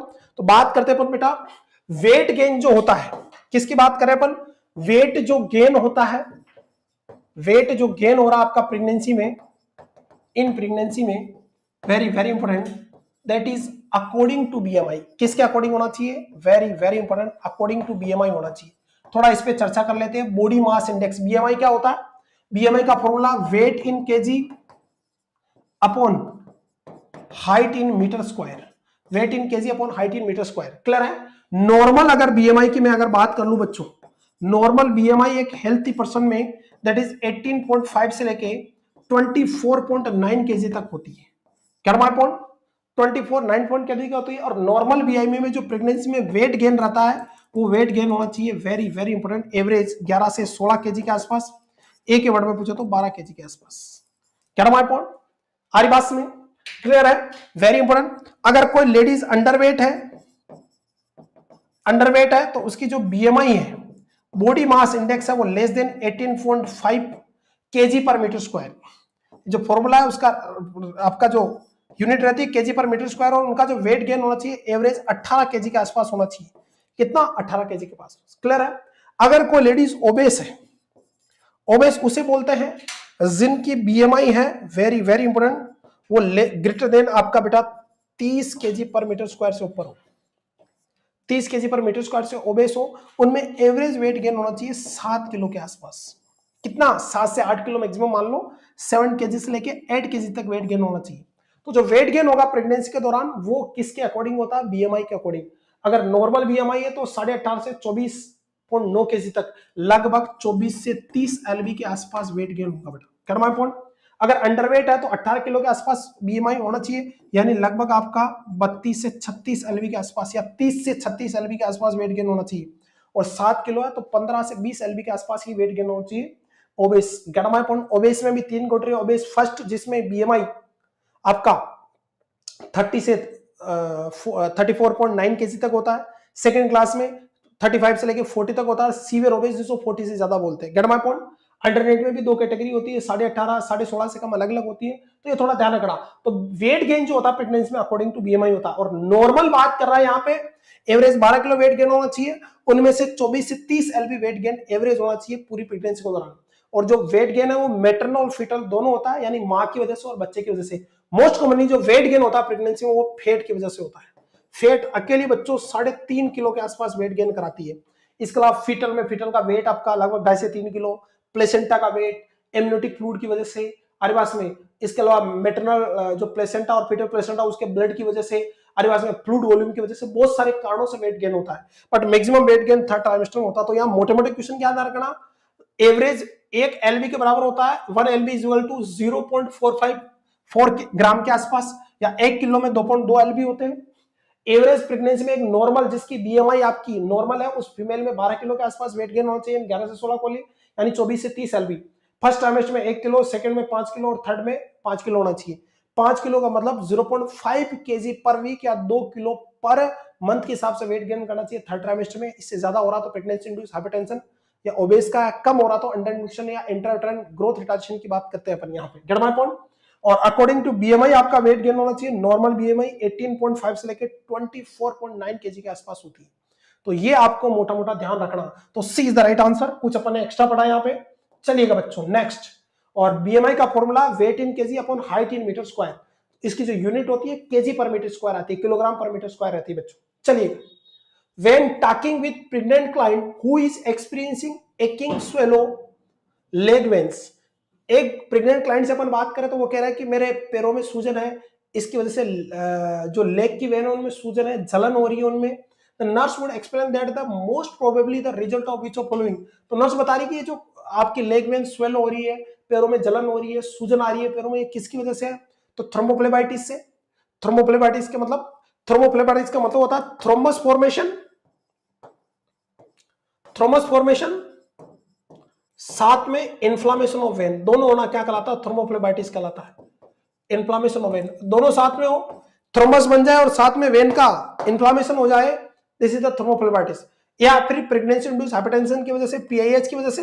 पीआईएच दो तरह का होता है, प्रीएक्लेम्सिया और एक्लेम्सिया की वजह से, या pressure on blood vessels from the enlarge uterus, या जो ये हो रहा है स्वेलो लेग वेन्स आपका, या एकिंग हो रहा, ये जो आपका यूट्रस है वो ग्रेविड एनलार्ज हो रहा है, वो आपकी वेरी इंपोर्टेंट ब्लड वेसल्स पे प्रेशर डाल रहा है इससे, या the force of gravity pulling down on the uterus, या जो ग्रेविटी का फोर्स है वो नीचे की तरफ खींच रहा है यूट्रस को, उसकी वजह से हो रहा है। तो यहाँ पे तो राइट आंसर वो सी जाएगा, pressure on the blood vessels from the enlarging uterus. Uterus बहुत ज्यादा एनलार्ज हो जाता है, उसकी वजह से आपका किस पे बच्चों, वेरी वेरी इंपोर्टेंट, किस पे? आपका ब्लड वेसल्स पे प्रेशर डालता है और इसकी वजह से आपका एकिंग स्वेलो या लेग वेन में सूजन वगैरह या दर्द या जलन सी महसूस होती है। क्या my point? Specially so C is the right answer. Simple सा क्वेश्चन है, चलेगा, ज्यादा इसका कोई रेशनल नहीं है बड़ा। Next, cervical softening and uterine souffle are classified as which of following? Very very important, मजा आ जाएगा क्वेश्चन, शानदार बच्चों, शानदार क्वेश्चन है, शानदार ही जवाब होना चाहिए उसका, जवाब देते रहिएगा आप। यस, चलिए, सभी का आंसर सही है, प्रोबेबल साइन बता रहे हैं आप लोग। बात कर लेते हैं बेटा cervical softening and uterine souffle. Cervix का सॉफ्ट होना, that is called Goodell sign. कौन सा साइन? Goodell sign. सॉफ्टनिंग और सर्विस, और एक कब देखने को मिलता है? 6 वीक ऑफ गेस्टेशन पे। जब प्रेगनेंसी का कौन सा वीक चल रहा है? 6वां वीक चल रहा है, उस समय ये देखने को मिलता है 6 वीक ऑफ गेस्टेशन के दौरान। और यूट्राइन सफल, यूट्राइन सफल का मतलब यूट्रस का ब्लड जब मेटरनल जो यूट्राइन आर्टरी है वो ब्लड फ्लो कराती है किसकी? माँ के यूट्रस को, तो उस दौरान एक साउंड सुनाई देती है। उस साउंड के जो ये सुनाई देती है किसकी वजह से है? डायग्नोस्टिक के कारण, प्रिजम्पटिव, प्रोबेबल या पॉजिटिव साइन। तो अपन बात करते हैं बेटा, वेरी इंपॉर्टेंट, एक छोटा सा प्रकाश डालते हैं अपन sign of pregnancy. Sign of pregnancy पे अपन थोड़ा सा प्रकाश डाल लेते हैं। एक क्वेश्चन यहां से हर एग्जाम में, चाहे ईएसआईसी हो, नॉर्सेट हो, डीएसएसबी, सीएच हो, स्टेट गवर्नमेंट हो, नर्सिंग जगत में एक क्वेश्चन आता ही आता है। 3 तरह के साइन एंड सिम्टम अपन यहां पे डिस्कस करेंगे। First one that is presumptive sign. Presumptive sign बच्चों। सेकेंड वन होता है probable, probable sign. And third one होता है बच्चों कंफर्मेटिव साइन, और इन्हीं कंफर्मेटिव को बोलते हैं पॉजिटिव साइन। 3 तरह के साइन है, वेरी इंपोर्टेंट। एक होता है प्रिजम्पटिव साइन, एक क्वेश्चन पक्का बनेगा, देख लेना, मजा आ जाएगा यहां से पढ़ के। Very important, presumptive sign, probable sign और कंफर्मेटिव साइन। देखिएगा, पहले बात करते हैं प्रिजम्पटिव साइन क्या होता है। प्रिजम्पटिव साइन होते हैं सब्जेक्टिव डाटा। सब्जेक्टिव डाटा यानी पेशेंट बताएगा।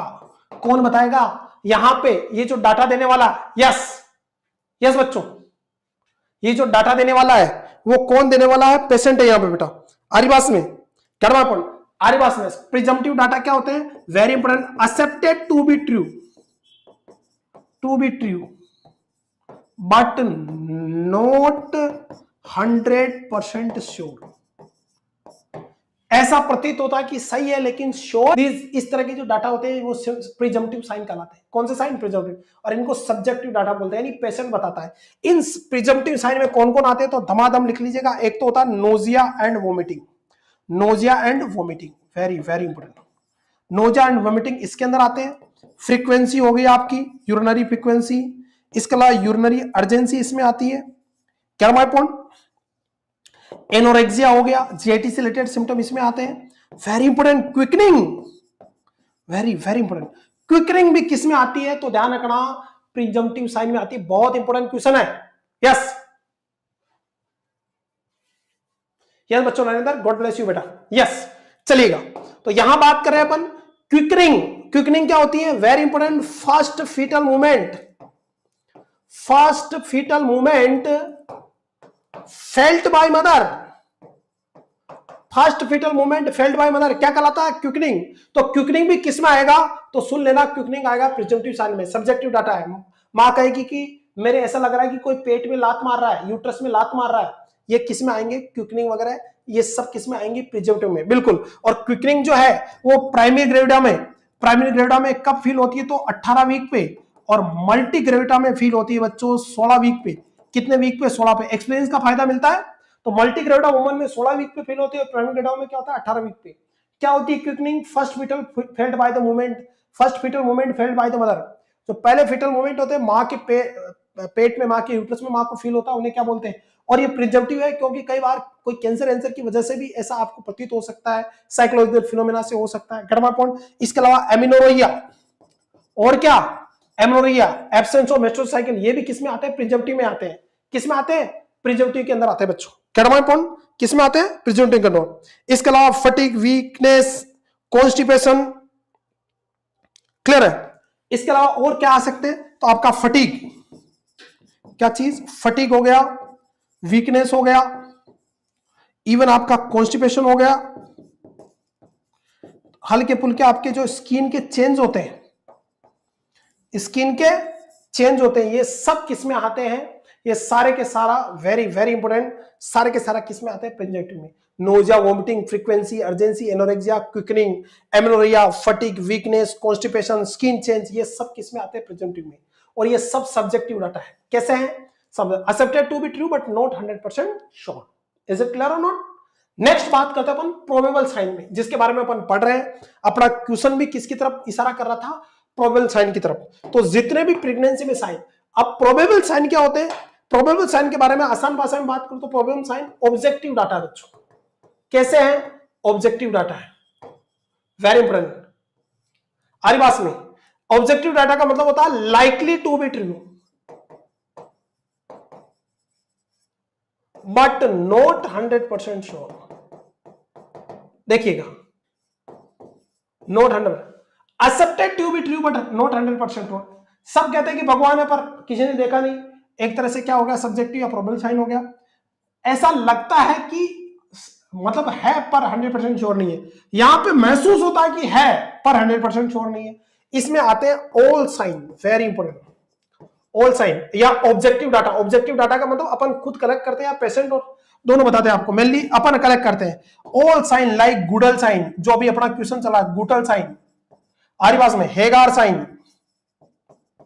कैडमाइपोन आपका पिस्केक साइन, जितने भी साइन है आपका वेरी इंपोर्टेंट, ये सारे के सारे साइन किसमें आते हैं? आपका वेरी वेरी इंपोर्टेंट किसमें आते हैं? सारे के सारे साइन आपके, चाहे क्विकनिंग आपका सॉरी अपन बात करें वेरी इंपोर्टेंट गुडल साइन की, हेगार साइन की, पिस्केक साइन की, या वोन फोलवाल साइन हो गया आपका, मैकडोनाल्ड साइन हो गया, जितने भी साइन है वो किसमें आते हैं? इसी में आते हैं। इसके अलावा very important positive urine pregnancy test, UPT, UPT के द्वारा जो आप यूपीटी किट यूज करते हो, यूरिन के द्वारा अपन जो यूरिन टेस्ट के द्वारा प्रेगनेंसी कंफर्म करते हैं या ब्लड के द्वारा अपन कंफर्म करते हैं, वो भी किस में आते हैं? UPT test.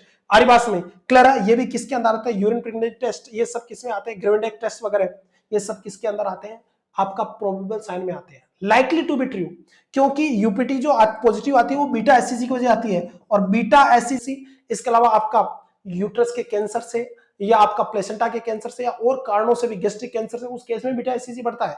तो वो आपका क्या है, accepted to be, likely to be true but not 100% sure.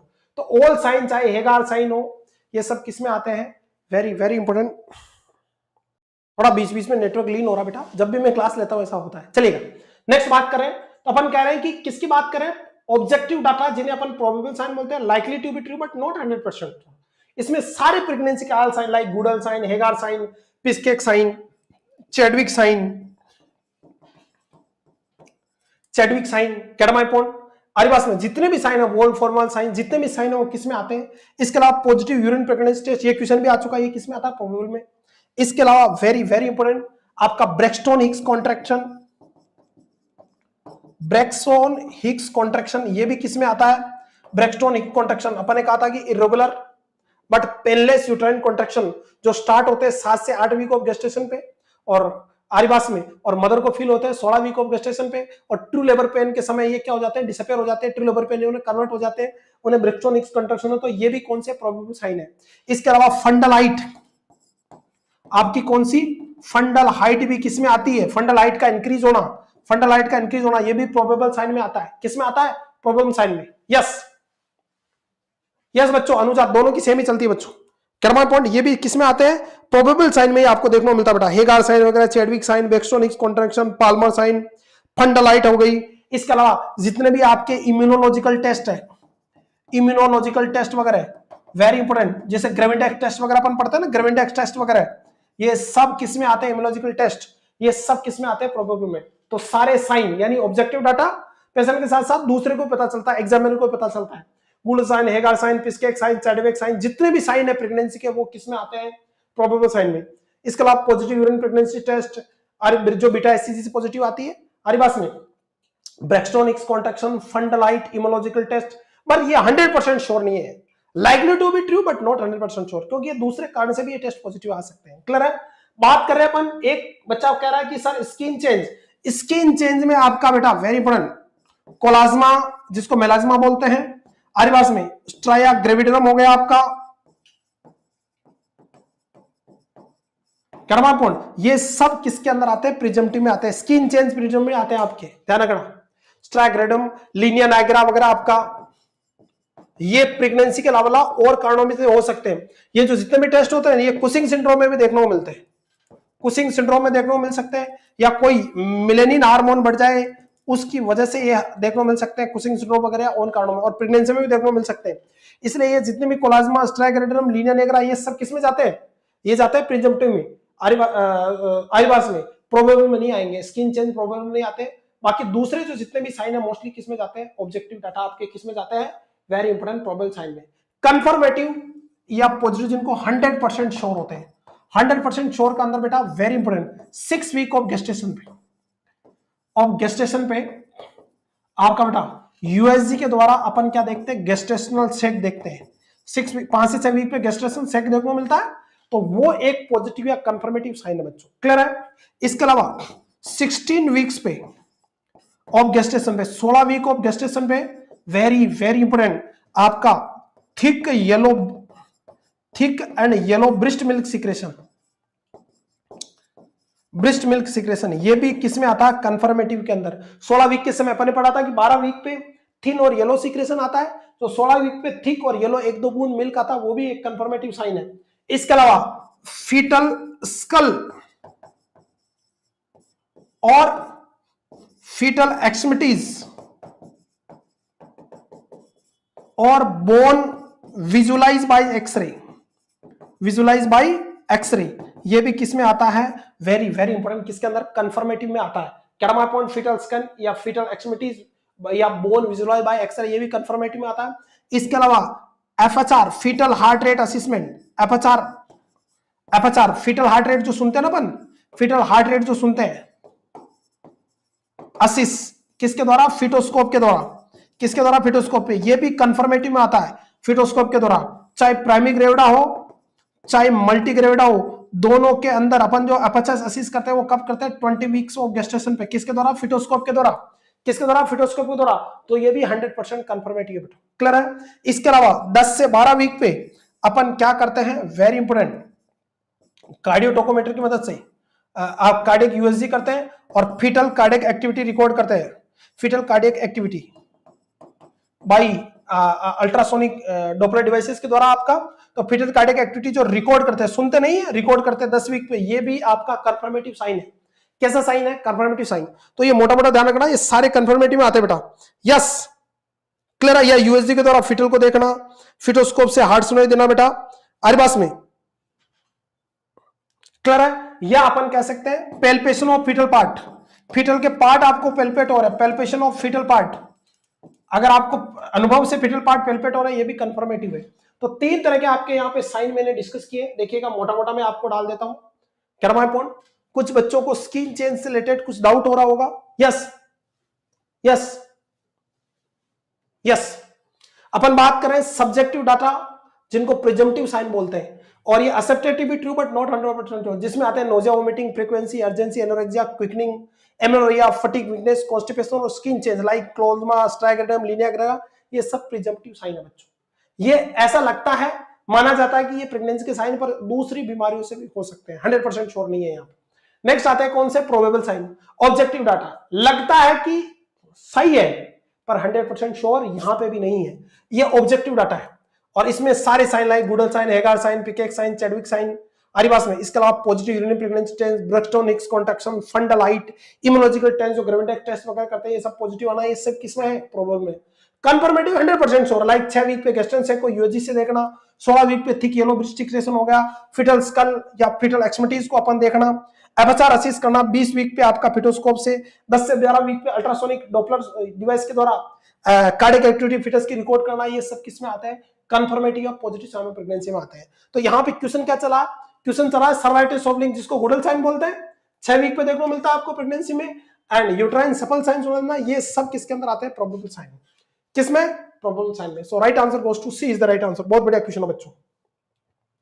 Next अगला क्वेश्चन, आराम से आप आंसर दे सकते हो। Which of the following would be the identified as the presumptive sign? बात कर रहे हैं presumptive sign, presumptive sign is the subjective data. कैसे डाटा है? Subjective data. वेरी इंपॉर्टेंट, यहां से एक क्वेश्चन आएगा जो मैंने बताया पूरी थ्योरी, ये एक सब्जेक्टिव डाटा प्रिजम्पटिव साइन। और राम राम बेटा लॉरेंस, यस, बात करें अपन which of the following would be the nurse identify as the presumptive sign of pregnancy. तो बात करते हैं सब्जेक्टिव डाटा की। अगर बात करें अपन यहाँ पे सब्जेक्टिव डाटा की, अगर आसान भाषा में बात करें तो सब्जेक्टिव डाटा क्या है? तो subjective data very very important, आपका पेशेंट जो बताता है, ये क्या लगते हैं? Accepted to be true but not 100% sure. और ये अपन ने अभी डिस्कस किया, ये पूछ रहा है कि कौन सा प्रिजम्पटिव साइन है, तो ये रहे सारे के सारे presumptive sign, nausea, vomiting, frequency, urgency, anorexia, quickening, amenorrhea, fatigue, weakness, constipation, skin change, ये सब किसमें आते हैं आपके? ये सारे के सारे आ जाते हैं किसके अंदर? आपका बच्चों किसके अंदर? तो यहां हेगार साइन, ये कौन सा है? प्रोबेबल है। कौन सा है? प्रोबेबल है।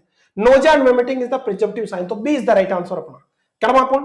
पॉजिटिव सीरम प्रेगनेंसी टेस्ट, ये भी प्रोबेबल साइन है, और पॉजिटिव सीरम प्रेगनेंसी टेस्ट ये डबल आया वापस, ये भी कौन सा है आपका? Very very important. ये किसके अंदर आते हैं? सब के सब किसमें आते हैं बच्चों? वेरी वेरी इंपॉर्टेंट, किसके अंदर माने जाते हैं आपके? ये सभी कंसाइडर होते हैं प्रोबेबल। बस नोजिया एंड वोमिटिंग कौन सा है? प्रिजम्पटिव साइन है। सो राइट आंसर यहाँ पे कौन गया? बी।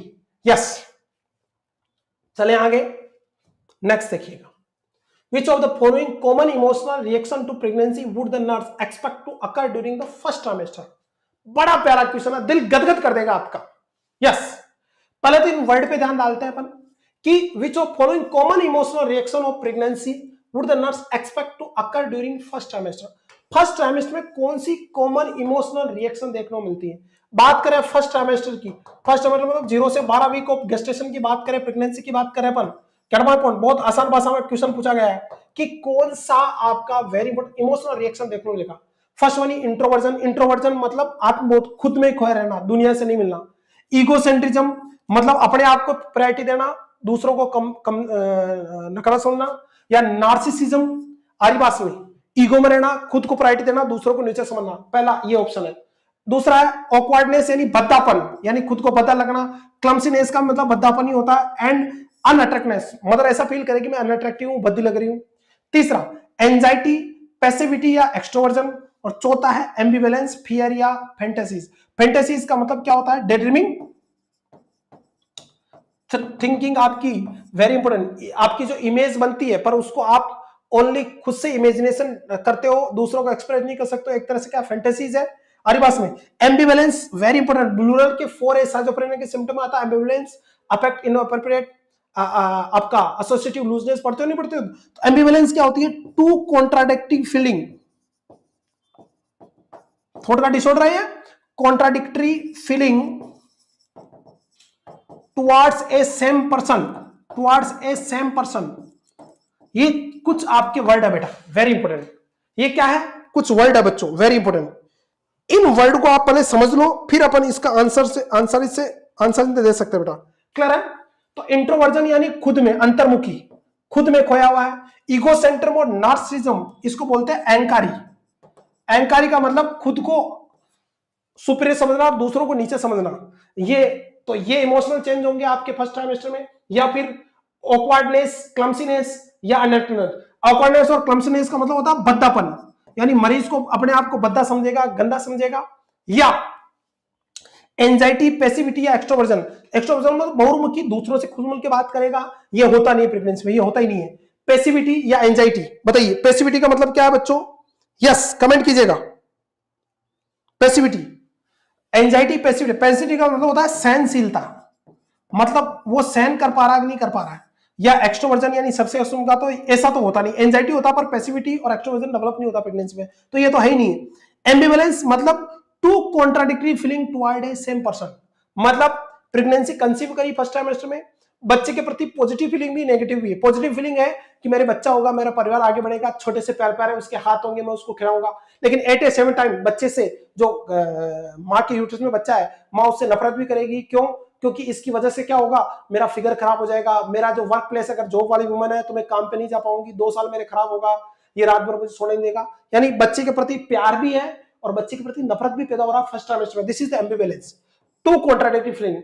एम्बिवेलेंस कहलाता है ब्लूरल के 4A साइजोफ्रेनिया का जो ब्लूरल के 4A सिम्टम आता है ना, 4A सिम्टम, उसमें पड़ता है ना एम्बिवेलेंस, कि एक ही पर्सन के प्रति दो सोच, एक पॉजिटिव सोच और एक नेगेटिव सोच। फॉर एग्जांपल, एक लड़का अपने पिता को लाइक करता है क्योंकि पिता उसके लिए खिलौने लेके आता है, लेकिन दूसरी बात, पिता से नफरत भी करता है।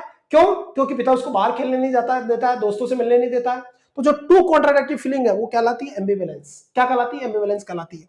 फियर या फैंटेसीज या अपनी दुनिया में खोएगा। तो फर्स्ट ट्राइमेस्टर में जो होता है बच्चों, very very important, first trimester में सुनते जाना, यहां पे क्वेश्चन पूछा फर्स्ट ट्राइमेस्टर का, तो इसका आंसर है आपका बेटा ये, वेरी वेरी इंपॉर्टेंट।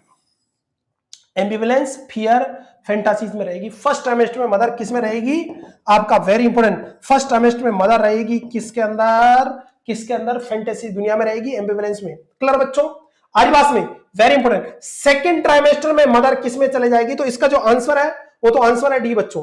अब क्वेश्चन में आओ, पूछे कि सेकंड ट्राइमेस्टर में कौन से इमोशनल चेंज होते हैं? तो सेकंड ट्राइमेस्टर में इंट्रोवर्जन, इगोसेंट्रिज्म और नार्सिसिज्म, यानी मां थोड़ी खुद पे ज्यादा करती है, अहंकारी हो जाती है, दूसरों को कम इज्जत देती है। ये होता है सेकंड ट्राइमेस्टर में। और थर्ड ट्राइमेस्टर में क्या होता है? ऑकवर्डनेस, अनएक्टिवनेस और अनइजीनेस की फीलिंग होती है। क्यों? क्योंकि वेरी इंपॉर्टेंट, मां का जो यूट्रस का साइज बढ़ जाता है, बॉडी के और स्किन में काफी चेंज आते हैं, तो मां अपने आप को भद्दा फील करती है। आदिवास में क्लमसीनेस फील करती है और ऐसा लगता है कि मैं अनअट्रैक्टिव हो गई। तो 3 क्वेश्चन बहुत इंपॉर्टेंट है, एक ही क्वेश्चन में 3 क्वेश्चन आपको सारे बता दी। क्वेश्चन ये पूछ रहा है कि कौन सा इमोशनल चेंज प्रेगनेंसी में देखने को मिलेगा, स्पेशली फर्स्ट ट्राइमेस्टर के पूछा है। तो फर्स्ट ट्राइमेस्टर में नई रोल और रेस्पॉन्सिबिलिटी आएगी, प्रेगनेंसी कंसीव होगी तो उसकी जो activity of daily life develop होगी, भविष्य की संभावनाएं, सोच बढ़ेगी, सपने बढ़ेंगे, लेकिन वहीं पे उसको मानसिक परेशानी भी होगी मदर को। तो उस फर्स्ट ट्राइमेस्टर में होते हैं एम्बिवेलेंस, फियर और फैंटेसीज। सेकंड ट्राइमेस्टर में थोड़ी मां इंट्रोवर्ट हो जाती है, मां अहंकारी हो जाती है, इगोसेंट्रिज्म या नार्सिसिज्म का शिकार होती है। इसको बोलते हैं अहंकारी। नार्सिसिज्म या इगोसेंट्रिज्म दोनों का मतलब अहंकारी होता है। और थर्ड ट्राइमेस्टर में थोड़ा यूट्रस का साइज बढ़ जाता है, स्किन चेंज होती है, तो मदर यहाँ पे ऑकवर्ड फील करती है, क्लम से फील करती है, अनएक्टिव फील करती है अपने आप पे। ये 3 अलग अलग ट्राइमेस्टर वाइज सिम्टम बच्चों। इज इट क्लियर और not? Very very important question. छोटी छोटी बातें और सिलेक्शन, इतना पढ़ोगे तभी note state, ESIC, RBI selection ले पाओगे बेटा। अरे समझ रहे हो, जंग जीतनी है तो पूरे हथियार लेके निकलो, तलवार लेके निकलोगे तो क्या पता दुश्मन के पास बम हो, तुम्हें वही उड़ा दे। समझ रहे मेरी बात? तो जब भी जाओ पूरी तैयारी से जाओ, सपने तभी पूरे होंगे। और जिद रखो कि जब तक तोड़ेंगे नहीं तब तक छोड़ेंगे नहीं। यस, और मेहनत करता रहे, सफलता एक दिन में नहीं मिलेगी लेकिन एक दिन जरूर मिलेगी बच्चों। चलेगा नेक्स्ट क्वेश्चन आपकी स्क्रीन पे। During which of following would the focus of class be mainly on physiological changes, fetal development, sexuality and during pregnancy and nutrition? बताइए, क्वेश्चन कह रहा है कि during which of the following would the focus of classes be mainly on physiological changes, fetal development, sexuality during pregnancy and nutrition. Question ये कह रहा है, question कह रहा है कि किस ट्राइमेस्टर में या किस समय के दौरान मां को हेल्थ एजुकेशन देनी है, किसके बारे में, किस बारे में हेल्थ एजुकेशन देनी है, उसके फिजियोलॉजिकल चेंज के बारे में, फीटल डेवलपमेंट के बारे में, सेक्सुअल रिलेशन के बारे में, या ड्यूरिंग प्रेगनेंसी और प्रेगनेंसी के दौरान न्यूट्रिशन के बारे में किस ट्राइमेस्टर में जानकारी देनी है। तो ये जो सारी जानकारी है कि यानी मां प्रेग्नेंट हुई है, किस समय के दौरान उसको सारी जानकारी देनी, किसके बारे में कि उसके शरीर में क्या क्या चेंज होंगे, बच्चे का कैसे विकास होता है, सेक्स कितने समय तक अवॉइड करना है, या सेक्सुअलिटी के बारे में, या ड्यूरिंग प्रेगनेंसी के बारे में, या क्या क्या खाने में लेना है, ये सब किस ट्राइमेस्टर में बताएंगे। पहला प्री प्रेग्नेंट पीरियड में, फर्स्ट ट्राइमेस्टर में, सेकंड ट्राइमेस्टर में, या थर्ड ट्राइमेस्टर में, बताइए। बहुत बढ़िया जवाब आ रहे हैं, कुछ ए दे रहे हैं, कुछ बी दे रहे हैं, सी दे रहे हैं, कमेंट कीजिएगा। सही आंसर बेटा ये मैक्सिमम जो चेंज होंगे ये बी फर्स्ट ट्राइमेस्टर में। ये जितना भी मां जब प्रेग्नेंट हो जाएगी तो उसको न्यूट्रिशन के बारे में, यानी आपको एक्स्ट्रा प्रोटीन लेना है, विटामिन B9, फोलिक एसिड लेना, हालांकि प्री प्रेग्नेंट स्टेज में कहेंगे लेकिन उतना प्रायोरिटी नहीं है। फर्स्ट ट्राइमेस्टर में सेक्सुअल एक्टिविटी को अवॉइड करना है, स्पेशली फर्स्ट ट्राइमेस्टर में ये भी बताना है। फीटल कैसे विकास होगा, बच्चा कैसे बढ़ेगा, यूट्रस कैसे बढ़ेगा, उसके बारे में बताना है। उसके शरीर में क्या क्या चेंज होंगे, बार बार यूरिनेशन आएगा, एनोरेक्सिया, नोजिया, वोमिटिंग होगी, ये सब बताना किस फर्स्ट ट्राइमेस्टर में। मोस्टली फर्स्ट में बताते हैं हेल्थ एजुकेशन। करना अपन यस बेटा। चलिएगा सेकेंड ट्राइमेस्टर और थर्ड ट्राइमेस्टर के अंदर बेटा वेरी इंपोर्टेंट चाइल्ड बर्थ, किसके बारे में हेल्थ एजुकेशन होता है, चाइल्ड बर्थ, हमारे पास में ब्रेस्ट फीडिंग, बॉन्डिंग, कर्मापन, और चाइल्ड केयर के बारे में अपन यहाँ पे चाइल्ड इलनेस के बारे में ये सब बताएंगे कब, सेकंड और third trimester. Mainly third trimester में बताते हैं, पर फर्स्ट ट्राइमेस्टर के अंदर अपन क्या फिजियोलॉजिकल क्या क्या चेंज होंगे, फीटल डेवलपमेंट क्या होगा, सेक्सुअलिटी या न्यूट्रिशन के बारे में अपन फर्स्ट ट्राइमेस्टर में बताएंगे। बहुत प्यारा क्वेश्चन है, थोड़ा अलग सा क्वेश्चन है, आपको पढ़ने में दिक्कत आएगी लेकिन प्यारा क्वेश्चन, ऐसे क्वेश्चन आते हैं आजकल, ऐसे क्वेश्चन बहुत पूछे जाते हैं बच्चों। नेक्स्ट क्वेश्चन आपकी स्क्रीन पे, विच of following would the disadvantage of breast feeding, breast feeding का कौन सा डिसएडवांटेज है। एडवांटेज नहीं पूछ रहा है, देखिएगा ब्रेस्ट फीडिंग के एडवांटेज क्या है। ब्रेस्ट फीडिंग के बहुत सारे एडवांटेज है बच्चों। एडवांटेज में अगर बात करें तो ब्रेस्ट फीडिंग क्या करती है, very important, decrease the risk of postpartum haemorrhage, PPH को रोकने का काम आती है। क्यों? क्योंकि ब्रेस्ट फीडिंग करते हैं, ब्रेस्ट फीडिंग, तो ब्रेस्ट फीडिंग से किसका लेवल बढ़ता है, ऑक्सीटोसिन का, और ऑक्सीटोसिन की वजह से यूट्रस के क्या होते हैं, कॉन्ट्रैक्शन, और यूट्रस के कॉन्ट्रैक्शन होने की वजह से पीपीएच की जो रिस्क है वो डिक्रीज होती है। टर्म पॉइंट, ये तो फायदा है। ये नुकसान की पूछा, नुकसान के बारे में आगे डिस्कस करेंगे अपन, पहले फायदा पढ़ लेते हैं। दूसरा, वेट लॉस कराता है या मैटरनल स्लिमनेस को बढ़ाता है, कैसे? ब्रेस्ट फीडिंग किसको बढ़ाती है, मैटरनल स्लिमनेस को, कैसे? क्योंकि ब्रेस्ट फीडिंग जो है वेरी इंपोर्टेंट, क्या करता है कि ड्यूरिंग लैक्टेशन के दौरान वेरी इंपोर्टेंट आपकी जो कैलोरी रिक्वायरमेंट है मदर को, कैलोरी रिक्वायरमेंट है वो रहती है, अपन कैलोरी रिक्वायरमेंट अपन देते हैं 550 kilo calorie per day, extra देते हैं। क्या देते हैं? एक्स्ट्रा। सेडेंटरी लाइफस्टाइल है कि मॉडरेट है कि हेवी वर्क वाली, उसके अकॉर्डिंग अपन डाइट देते हैं। तो कैलोरी रिक्वायरमेंट वो एक्स्ट्रा कितनी रहती है, 550। एक्चुअल में रिक्वायरमेंट होती है 700 से 800, लेकिन अपन देते कितनी, 550। तो ब्रेस्ट फीडिंग से क्या फायदा होता है, कम मिलती है कैलोरी, एक्स्ट्रा कैलोरी। इसकी वजह से माँ का जो एक्स्ट्रा फेट है, जो प्रेगनेंसी के दौरान वेट गेन हुआ, 3.5 किलो फेट बढ़ी है, और या उसका वेट गेन हुआ, तो एक्स्ट्रा आप ब्रेस्ट फीडिंग कराओगे तो कैलोरी रिक्वायरमेंट 550 प्लस दे रहे हैं अपन, प्लस कितनी दे रहे हैं, 550 ही, लेकिन चाहिए कितनी, 700 से 800 लैक्टेशन के दौरान। तो ब्रेस्ट फीडिंग कराने से क्या फायदा होगा, जो एक्स्ट्रा कैलोरी की डिमांड है वो फेट टूटने से बढ़ेगी, और फेट टूटेगी तो मां स्लिम होगी, मां का फेट लॉस होगा। तो ब्रेस्ट फीडिंग वेट लॉस को बढ़ाती है। इसके अलावा बेस्ट न्यूट्रिशन होता है फिटनेस के लिए, सॉरी बेस्ट न्यूट्रिशन होता है किसके लिए, न्यूबॉर्न के लिए। कौन? आरिबास में कौन? आपका मैटरनल मिल्क, जिसके अंदर एंटीबॉडीज पाई जाती है, डिफेंस एलर्जी वगैरह नहीं होती, बहुत फायदे का सौदा, बच्चे की ग्रोथ अच्छी होती है, मेंटल और फिजिकल ग्रोथ। तो ब्रेस्ट फीडिंग बहुत फायदे का सौदा है। पर ये क्वेश्चन पूछता है कि कौन सा डिसएडवांटेज है। यस, तो इन्वोल्यूशन अकर मोर रैपिडली तो डिसएडवांटेज नहीं है, तो एडवांटेज है, ये तो होगा नहीं। Next, the incidence of allergy increase due to maternal antibody, गलत है। यहाँ पे एलर्जी की रिस्क उल्टी क्या होगी, गलत, तो ये भी स्टेटमेंट नहीं है। ये डिसएडवांटेज पूछ रहा है। द फादर में recent the infant demand on the mother body, कि पिता में और बच्चे में बॉन्डिंग नहीं होगी क्योंकि पिता में दूध नहीं बनता, ब्रेस्ट मिल्क नहीं बनता है, तो ये आंसर है। डिसएडवांटेज ये है कि जो ब्रेस्ट फीडिंग है वो केवल मदर ही करा सकती है। कौन करा सकती है? ब्रेस्ट फीडिंग केवल कौन करा सकती है? मदर, फादर नहीं करा सकती। इसलिए बच्चा जो है आपका, जो न्यूबॉर्न है, वो मां के प्रति ज्यादा बॉन्डिंग होगा कंपेयर टू पिता के प्रति, और there is a greater chance of error during the preparation. तो ब्रेस्ट फीडिंग में प्रिपरेशन का कोई एरर होने के चांस नहीं, बहुत आसान है। यस, बहुत आसान है। तो इस क्वेश्चन के अकॉर्डिंग ये कह रहा है कि क्या डिसएडवांटेज है, तो सी राइट आंसर है कि ब्रेस्ट फीडिंग का एक ही डिसएडवांटेज है कि फादर ब्रेस्ट फीडिंग नहीं करा सकता, क्योंकि फादर में ब्रेस्ट फीडिंग नहीं होता, केवल मदर करा सकती है। और मदर कराएगी तो जो न्यूबॉर्न बेबी है, चाहे बेबी गर्ल हो चाहे बेबी बॉय हो, वो मां के प्रति ज्यादा अट्रैक्ट होगा कंपेयर टू पिता। तो अट्रैक्शन वो पिता के प्रति कम रहेगा और मां के प्रति ज्यादा रहेगा। ये डिसएडवांटेज है किसका?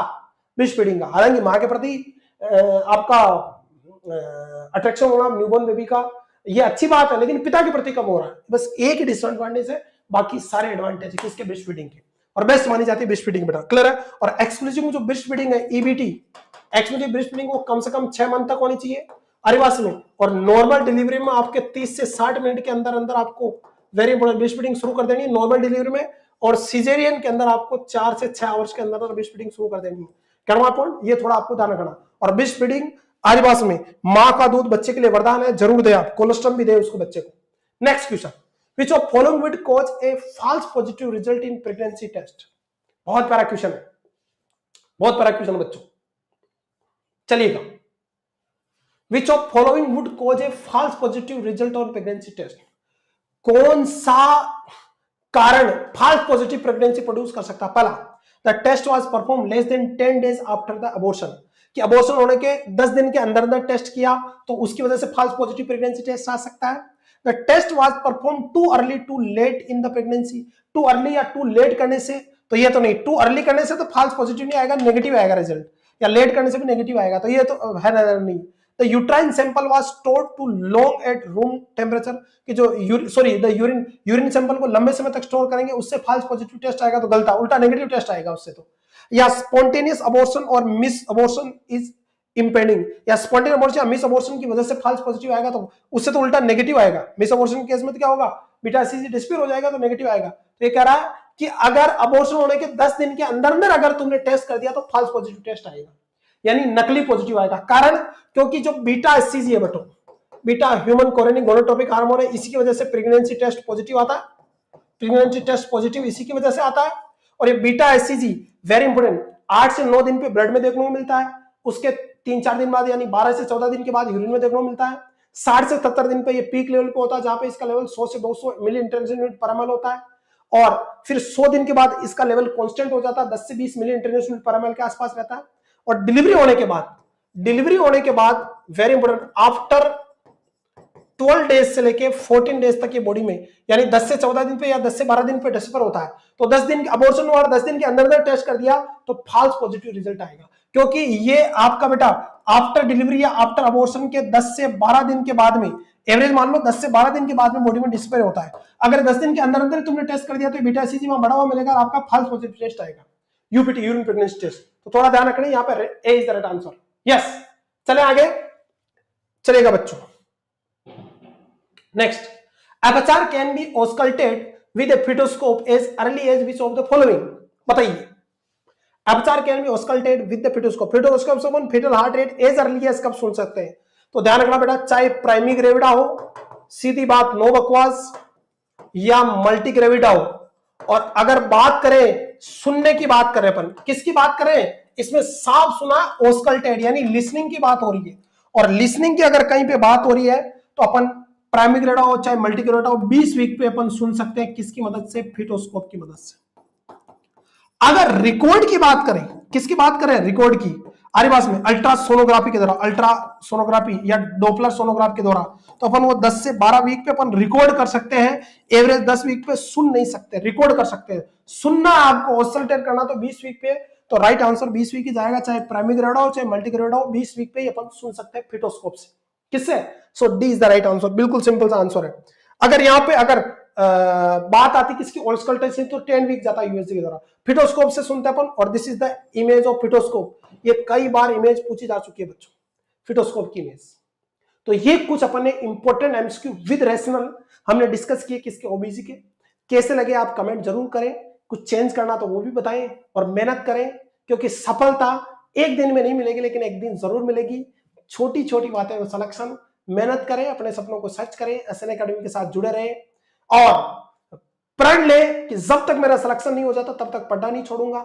इतनी वैकेंसी आ रही है, चाहे नोटशेट में, ईएसआईसी में, डीएसएसबी में, आरिवास में, आप जैसे ही पढ़ते रहोगे कभी ना कभी आपको सफलता जरूर मिलेंगी। मिलेंगे जल्दी अगली क्लास के साथ। बहुत सारी थ्योरी पढ़ाने वाला हूं, क्योंकि मैं एकदम फ्री हो गया हूं भी।